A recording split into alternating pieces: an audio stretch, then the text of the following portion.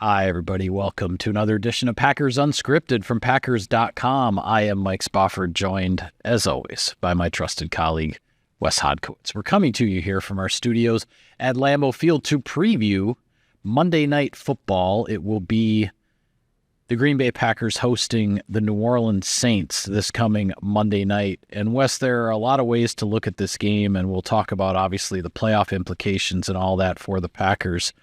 The Saints are coming in here at 5-9, but the last thing you want to do is look at the Saints as a 5-9 football team. The easiest way to say it is, since the coaching change, this team is 3-2 under interim coach Darren Rizzi, and those two losses are by 7 points to the Rams and by 1 point to the Commanders, both of whom are right in the thick of the playoff chase in the NFC. This is a Rams team that may not be making the playoffs this year. I'm sorry, a Saints team that may not be making the playoffs this year. But they are going to give Green Bay everything the Packers can handle. You know what you just made me realize, Michael? I got Darren Rizzi's record wrong in this week's game program, because he lost last week to the Washington Commanders. He's now 3-2 as an interim coach, not 3-1 like you had his 3-1 on Monday. Yeah, and he was a whisker, a 2-point conversion play from being 4-1. But sorry, the drawback to game program publication, as opposed to our online work where, we can just go and fix it. Yeah, just like my old school newspaper days. You're gonna have to live with that one, Hodkowitz. No, my number one thing I said, I put it in Insider Inbox this week. Darren Rizzi has this team playing inspired football. He does. They are banged up. They have had a lot of injuries, particularly on the offensive side of the ball at premier positions, at key positions. But they still fight. And I think in the second half in that game against Washington, it was a pretty lethargic start. They make the switch over to Spencer Rattler. It just seemed like they were more competitive from that point. And again, this is a team that technically is not out of the hunt yet because of how things have sort of shuffled in the NFC South. So I imagine that's probably going to be their rallying cry throughout this week is, hey, let's just win football games. Darren Rizzi would love to be a head coach. There are guys that are going to want to play for him. Yeah. Let's put on a show. That being said, it would be disingenuous for me to act like this is, the Detroit Lions or the Minnesota Vikings. The Saints have some pretty gaping holes at a lot of different positions. They have guys that you can hurt you, but you take a guy like Marquez Valdes-Scantling, for example, and Quez obviously did it here for a long time, explosive player. He was released by Buffalo earlier this season, and now he finds himself as a starting receiver for the Saints. It just kind of shows you the way that this thing is sort of unfolded for them this season. Yeah. Alvin Kamara, still very dangerous on the ground, but there's been games when he's been a non-factor too. He is their leading receiver so far on this season. Foster Moreau, a guy that I respect at the tight end position. Defensively, a lot of veterans on that side of things. Green Bay is still a heavy favorite going into this thing on Monday night, and it's because of the way they perform, the consistency that they've had, and the fact that they're getting this thing back at Lambeau Field. Win and you're in, right? That's pretty much the mantra. Yep. The Packers have to take care of business. Yeah, absolutely. It is a take care of business game for Green Bay. Looking at the Saints since Rizzi took over as the interim coach, you mentioned most of their injuries have been on the offensive side of the ball. There's been a lot of shuffling of personnel at quarterback, at running back, at wide receiver, everywhere. The Saints have only scored more than 20 points once since Rizzi took over. But they have not allowed more than 21 points in a game defensively since Rizzi took over. The backbone of this Saints team right now is its defense. They have 37 sacks on the season. They have 11 different players who've contributed to those sack numbers. Of course, everybody's talking about the 8 sacks that they got last week against Jaden Daniels and the Washington Commanders when, as you mentioned, they made the switch at quarterback from Jake Haener to Spencer Rattler. They were down 17-0. They came all the way back, but they end up losing 20-19 because instead of playing for overtime on their final touchdown, they decided to go for 2 and go for the win. They didn't get it, so Washington survived it. But this Saints defense, they're to steal a term from Larry McCarron, They're a salty bunch. It's a veteran like Cam Jordan who's in the middle of it, of course. Yes. But there are a lot of other veterans on this defensive well that have been around the block in the NFL, and these guys know how to play defense. I don't know how much you've dove into all this. I was completely I'm blown away by exactly what is going on with the Saints defense, because you're right. They played really well. They got off to a terrible start to the season. Right. They're still 30th in total yards. They're 27th in rushing yards. They're 28th against the pass. They are third to last in goal to go. There are so many things statistically that tell you this is a bad defense, but the eye test is different. And when you look at, you have a guy like, is it Brian Breeze in the middle of that defense? Brian Brzee. Breeze. I never can pronounce it. I know right. it's a trick. Every year, but yes, he's their sack leader, Brian Brzee. You're getting a guy at a 3-tech position that's getting you 7.5 sacks. Carl Granderson has been doing it at a high level forever. Chase Young has taken some criticism this year, but still has 5.5 sacks or 5 sacks this year. Tyrann Mathieu, the Honey Badger, is still back there. Demario Davis. I mean, this is, and as you mentioned already, Cam Jordan, this is a name defense. Yeah. These are premier players and a lot of veterans, and some of them are getting, including Davis, a little longer in the tooth now, but they're competitive.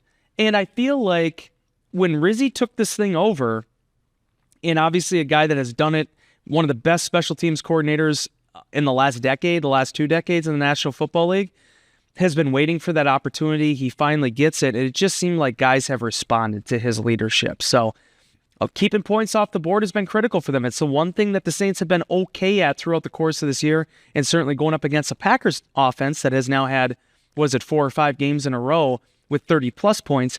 That's going to be a big tipping point in this matchup. It just, when you look at things statistically, and we don't cover the Saints. We're not there every day. We're not on the New Orleans beat. But it just seems like something changed with this defense when Dennis Allen was dismissed and when Darren Rizzi took over as the head coach. And I don't know what it is. I can't necessarily explain it. But you look at things statistically, and it's very different. I mean, in this league, as competitive as it is, any defense that can go 5 consecutive games and not give up more than 21 points, that's a defense that's doing something right. Mm-hmm. But yes, when you look at the overall season, because of some absolutely horrendous games they had defensively earlier in the year, their numbers overall for the season defensively are not going to scare anybody. Right. So it's hard to figure out. It's hard to figure out in that sense, other than to say that something changed with the way this defense has been playing since Rizzi took over. Well, and may I point this out too? Sure. So leading up to Dennis Allen being dismissed, and Dennis Allen, obviously, history of defense there. Yeah. 26 points allowed, 51 points allowed in a shellacking at the hands of the Tampa Bay Buccaneers. 33 points allowed, 26 points allowed, 23 points allowed. Since Rizzi has taken over, 17, 14, 21, 11, and that was good enough to beat the New York Giants. And then 20 last week against Jaden Daniels in a Washington offense that has lit up a lot of squads this year. And that had jumped out to a 17-0 lead, but Washington could not put the Saints away. Yes. They after the 17-0 lead, Washington managed a field goal, 3 points for the rest of the football game. Yeah, so and then I did see a stat too. I think Alante Taylor, in their slot cornerback, someone had mentioned this on Twitter, has given up a lot of production this year though, and that's another position that you look at Jaden Reed, potentially some of these options in the middle of the field, something Packers might potentially try to take advantage of. Well, on the offensive side, we've been talking about they made the switch from Jake Haener, who had been designated to start in place of Derek Carr, who has is it a left hand injury? It's an injury to his non-throwing hand. Yep. But Haener really, really struggled against Washington. They made the switch to Rattler, who had also played some earlier in the season. He's got 120 pass attempts now on the year as a rookie. He was a rookie 5th-round draft pick. A couple of things stand out. One is that he's only thrown 2 interceptions in those 120 pass attempts, but he's been sacked 14 times in 120 pass attempts. Those numbers kind of stand out to you, one very positive, one very negative there. And you mentioned Alvin Kamara, Marquez Valdes-Scantling. Kamara is just shy of 1,500 total yards on the season, combining the rushing and receiving, and he is the team's leading rusher. He is the team's leading receiver yardage-wise, but he's also injured right now, and his status seems very much up in the air. So much so that the Saints just signed former Chiefs running back Clyde Edwards-Helaire, the former first-round pick, to their practice squad. If Kamara can't go and they need some more depth at running back, Edwards-Helaire possibly could be elevated Monday night. There's a lot of moving parts there. And with regard to MVS, he's only caught 14 passes thus far since joining the Saints, but 4 of them are for touchdowns, and he's averaging 25 yards a catch. Yeah. This is a guy, as we know from his time in Green Bay, the speed that he brings, he threatens defenses down the field, and he will make big plays if you're not on your P's and Q's with the coverage of this guy. So really hard to say exactly what the Saints offense is going to look like coming out at Lambeau Field on Monday night. The one thing we do know, at least as certain as we can be, is that it will be Spencer Rattler, and this is a young man who's trying to establish himself as a quarterback in the National Football League, as Darren Rizzi is trying to establish himself as a legitimate head coaching candidate in the NFL. So a lot of motivation, even for a team that just has 5 wins right now. Rattler kind of reminds me of Matt Barkley from a number of years ago, where I think going into last year, his final year at South Carolina, everybody was expecting, hey, this is a guy that could potentially stamp himself as an early pick. First round, second round. And then what ends up happening is we get those 6 quarterbacks that go in the first 12, and then Rattler and the rest of the group is waiting for basically another 48 hours to get picked. Yeah. He ends up falling to New Orleans, but still a lot of pedigree there, and a guy that was a gamer, played some big games for them over the course of the years over at South Carolina. The weapons around him, though, is the issue. And as you touched on, Kamara, obviously banged up. They lost Taysom Hill already. Hill had a lot of history of injuries at BYU. I mean, when people talk about him not really having a position entering the NFL, that was one piece of why he went undrafted and eventually signed here as a college free agent. It was also the fact of how many times he ended up finishing the year injured and not being able to be at the end of that season with the Cougars. So he's gone. Chris Olave just had a nightmare season, not able to get to this point. Right. Still, I don't think they still have actually ruled him out for the year, but it's tough being the position that they're in. MVS was a savvy signing for them. He obviously is a guy that, as you said, can take a top off the defense. A Packers defense that very much prides itself on being able to keep coverage over the top of their defense, that they're not going to get 75-yard touchdowns thrown against them. Jamal Williams is still in the equation for the New Orleans Saints. He could potentially be a lead back if it works out that way, and you don't have Kamara in this thing. Lucas Patrick is on their starting offensive line. He has missed time this year due to injuries, but now has since returned. So it's just been this musical chairs on the offensive side of the ball for New Orleans, and obviously you're seeing it settle out how it's settled out to this point. Yeah. All right. Well, let's dive right into it here. Monday night, come kickoff.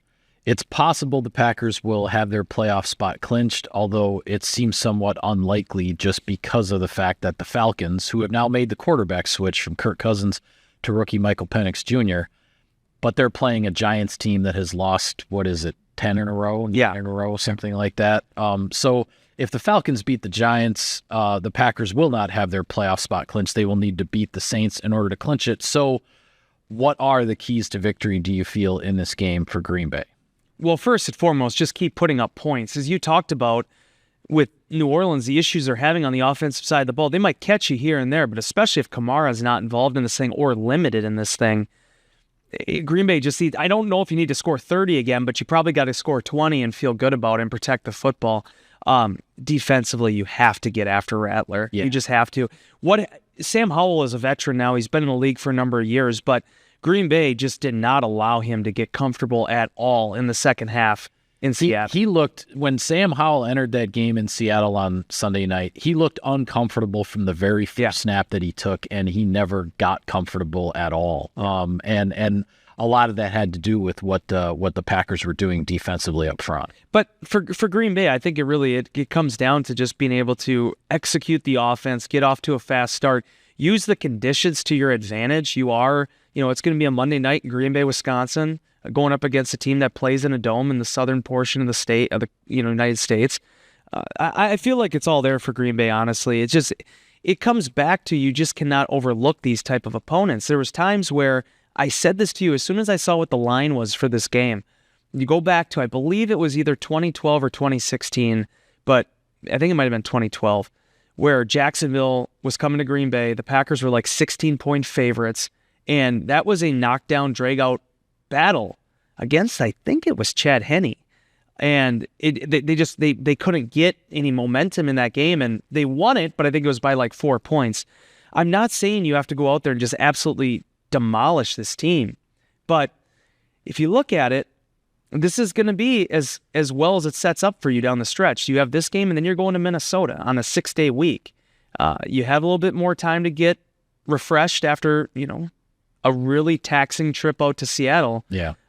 Just come out and do what you have to do against a team that has really struggled for most of this season. Yeah, I think for me, I look at this, the fact that the Saints and that pass rush, they did so much damage against Washington and Jaden Daniels that, got the Saints back into that game. I look at Josh Jacobs and the running game here as a really big key because, and I know I just talked about how looking at the Saints statistics defensively for the entire season can be misleading because of how different they've been since Rizzi took over.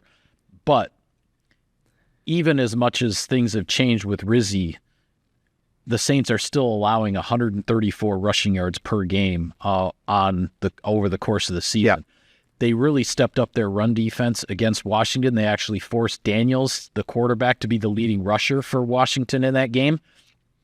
But Washington also doesn't have a running back like Josh Jacobs. No. And I think as much as the Green Bay Packers offensive line, which has been playing pretty darn well of late, really for the last couple of months, I would say, with the exception of the first half the first, quarter to quarter and a half against Detroit a couple weeks back. Other than that little rough stretch, the Packers offensive line has done a really, really good job, and I think they can protect Jordan Love from this pass rush. But I think the even better pass protection for Jordan Love is going to be to get the running game going and to make the Saints have to commit more personnel, commit more attention to stopping Josh Jacobs and the running backs. And the other thing I'll say as a key to victory in this game is don't relax. Yep. Washington got up on these guys 17-0, and the next thing they knew, they couldn't run the football. Jaden Daniels is getting sacked all over the place, and Spencer Rattler comes in off the bench and starts slinging the ball all over the place,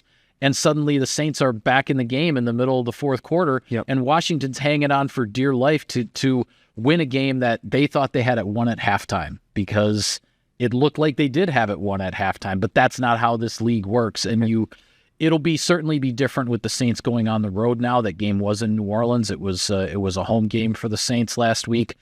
But you just can't, whatever is going on in this game early on, I expect the Packers to come out, throw some punches early, and get a lead on these guys, but don't relax. Just keep punching.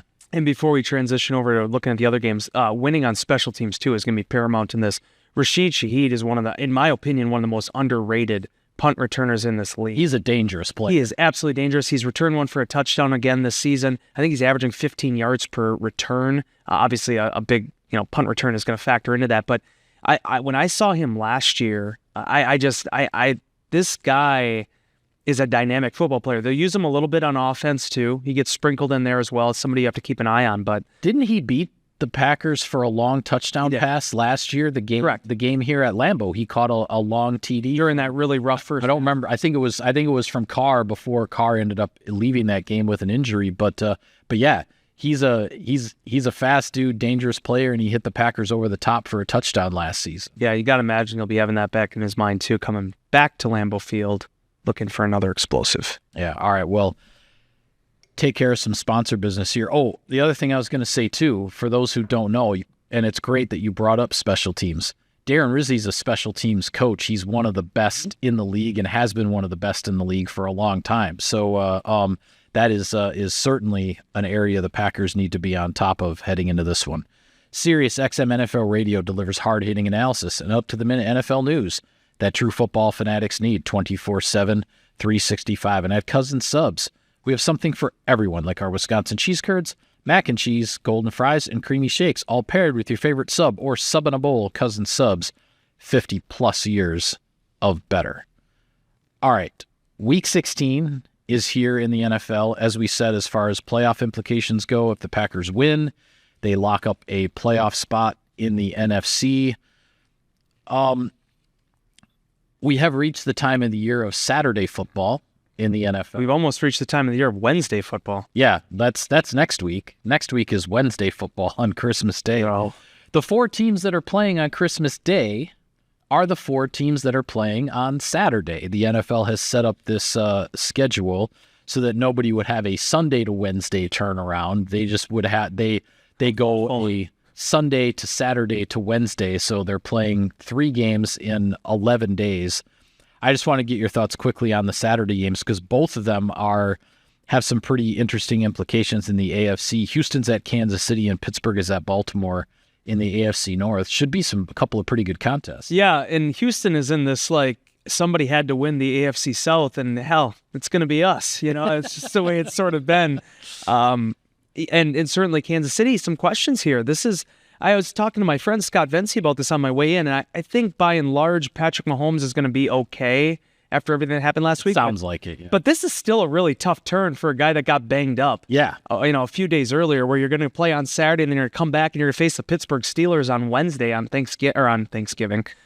On Christmas, my goodness. You just don't want the calendar to keep moving forward. No, I'm ready. I just want more turkey. But Pittsburgh and Baltimore, a lot of implications in that as well. This lined up really well. And the NFL obviously knew what they were doing. You have a guy like Mike Tomlin who's never had a losing season before. You have the reigning MVP in Lamar Jackson. Kansas City is always going to be a draw. And people thought, in some regards, the Texans have been kind of a disappointment this year, as weird as it sounds to say about a 9-win team with 3 to go. Yeah. But they haven't really been the world beater I think everybody expected after last year with C.J. Stroud. I would agree. So they set it up perfectly in how this aligns. But the thing that's funny about it is, including the Denver-Los Angeles Chargers game on Thursday, there actually aren't a lot of great Sunday games because of all this, the way it works out. And to some regard, I guess you could say Monday's game just based on what the Saints' record is. So, but yeah, it'll be a lot of fun. And yeah, 2 weeks here, we're going to have a lot of football in a lot of days. I wanted to ask you, too, you brought up Denver against the LA Chargers on Thursday night. You know how I always like to talk about, okay, how is a team going to respond to what just happened? Yeah. How do the Chargers respond on Thursday Night Football to that absolute debacle of a performance against the Tampa Bay Buccaneers? That happened. Now, the Chargers, they're still in pretty good shape, obviously, to get a playoff spot in the AFC, but man, that was an ugly loss to Tampa Bay, and now they have to turn around on a short week and play a division rival who is sitting ahead of them, and with the rookie quarterback in Bo Nix, got Denver and Sean Payton headed to the postseason. So here's the thing about the Chargers. Yes, you got the Jim Harbaugh effect right now. You got that rub.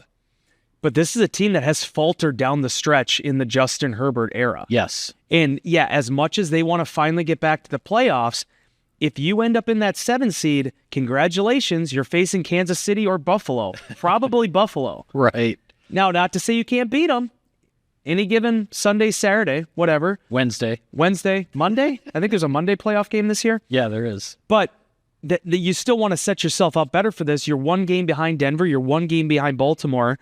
You could potentially, I think you'd much rather face Houston or Pittsburgh, depending on how that shuffles out. So a lot on the line there. I just love the way the AFC lines up, though, where it's the Chargers are at 8-6. Green Bay needs to win to get to 11 wins on Monday to clinch a playoff spot. Meanwhile, the Chargers are 2 games ahead with 8 wins in the AFC for the 7 seed ahead of 3 teams who are all 6-8, who are the only ones that are still eligible for the postseason in the AFC. And I saw, and I don't have it all in front of me, but there is a scenario of games. I believe it's like there's 4 results that if they go a certain way this week, that with 2 games left to go in the regular season, we will know the 7 AFC playoff teams. It's possible that after this week, now the seeding won't be all sorted out, but it's possible after this week that the 7 teams will be mathematically determined and everybody else in the AFC will be eliminated with 2 weeks left to go, which would be it would be unprecedented. Yeah. Certainly since the playoffs expanded to 7 teams, but 3 years ago. Unprecedented in quite a while. Now, granted, it may not happen. There may still be some teams alive in the AFC after this week, but it's possible that it'll all be decided. So it's almost like maybe you didn't need 17 regular season games to decide these. Almost, maybe. Gee, do you think? But hey, before we go and talk about anything else, let's just talk about how great Aaron Rodgers is and how the Green Bay Packers, old QB 12/1, former one, can take care of business this Sunday. That would behoove his old team too, right? You're holding your breath on that one? No, not at all. I mean, I think it's possible the Jets could beat the Rams. I mean, the Rams looked very human in that game against the 49ers. That's the interesting thing, because I mentioned last week, okay, how does the Rams defense respond to getting lit up by Josh Allen? Yep. And they survive that game 44-42, and everybody's talking about how dangerous the Rams are. Yep. All these points they're putting up, and I was sort of looking at it from the other side. Well, where are they at on defense? Then they go out on Thursday night, and their defense looks great. They completely befuddled Brock Purdy for 4 quarters, but their offense can't do anything. They don't even get a touchdown, but they win a Thursday night game 12-6 or 12-9 or whatever the heck. 12-6. 12-6 was the final score there. But only game this year with no touchdowns. That's right. Meanwhile, the Jets, that second half, Aaron Rodgers, Devontae Adams, they had no catches in the first half. And then finished with 9 for 198. And a couple touchdowns. And then obviously, I want you to touch on this quick before we go. Yeah. Minnesota, Seattle. Yeah, because that was the next one I was going to. You touched on it in path to the playoffs. I thought this was really an interesting outlook on how this game should go, what you're thinking about it. Yeah, I mean, that's the thing is the number one question I've gotten this week. Yeah, one of the scenarios for the Packers to clinch their playoff spot without getting their 11th win would be for the Falcons to lose and for either the Rams or the Seahawks to lose, right? Correct. So, but I think it still really behooves Packers fans more to cheer for Seattle to beat Minnesota. I have to believe the Packers are going to at least get their 11th win, if not their 12th by the end of the regular season, and maybe 13. So I still think Packers fans are better off rooting for Seattle to beat Minnesota, and which sort of improves Green Bay's chances then of maybe being able to overtake the Vikings in the wild card seeding in the NFC, and we'll have to see how that sorts itself out. But a big game in terms of the bounce back idea for Seattle after what the Packers did to them in their home stadium. Now Minnesota's going out there. They get another home game against another playoff contender. It sounds like Geno Smith is going to be okay. But now Charbonnet's hurt. But now they're number one, number two, but who had become their number one with Kenneth Walker out. So where Seattle is going to be offensively still a little bit up in the air. And then a key game as far as the NFC East goes, Philadelphia is at Washington. Philadelphia won the first meeting between these two teams. That was on a Thursday night earlier this season. Philadelphia, I believe, just needs to win this game and they clinch the division championship. Correct.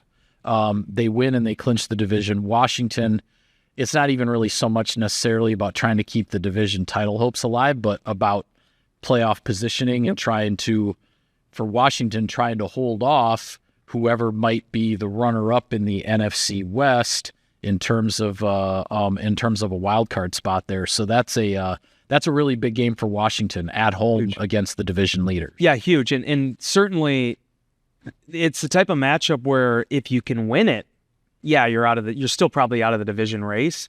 But I mean that they've been looking for a signature win. We hear this all the time about the Packers. Well, the winning records, beating teams with winning records. This would be a huge feather in Jaden Daniels' cap if he could solve that defense. No doubt. What Vic Fangio has done this year and the swagger that has been reinstilled in Philly. I mean, dude, how rough was the end of last season? And now suddenly you got Jalen Hurts being able to actually answer some of his critics with the passing game.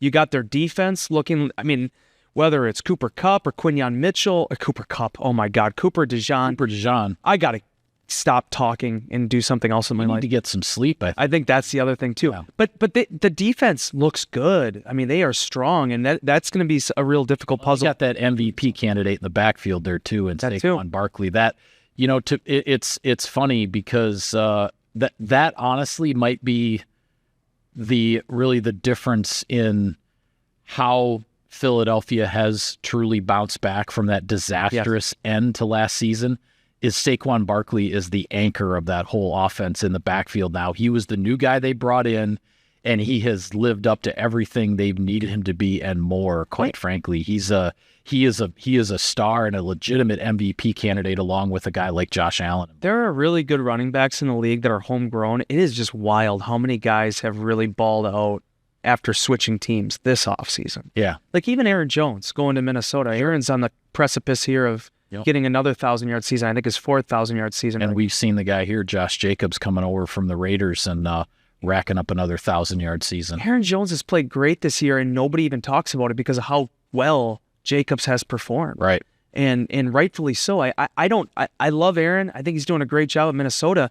The way that the offense is structured this year, it's a better fit for Josh Jacobs and what he's been able to do. The goal line, he has 5 or 6 1-yard touchdowns now this season on the goal line.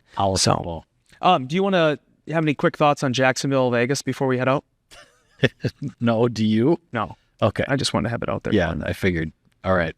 Well, it's one of those things that the Raiders are legitimately going to be like doing what, I mean, obviously everybody's competing. You want to win, but they would probably really like to have Shedeur Sanders instead, I would imagine. Yeah, that there's going to be a fair amount of attention this weekend. As you mentioned, not a whole lot of great Sunday games because of the way the schedule fell. Yeah. There's going to be a lot of attention on NFL Twitter and elsewhere on Sunday, the race for the number 1 draft pick. Yeah. And how and who's going to be winning and losing as we head into the final couple weeks of the regular season. But mark your calendars, folks.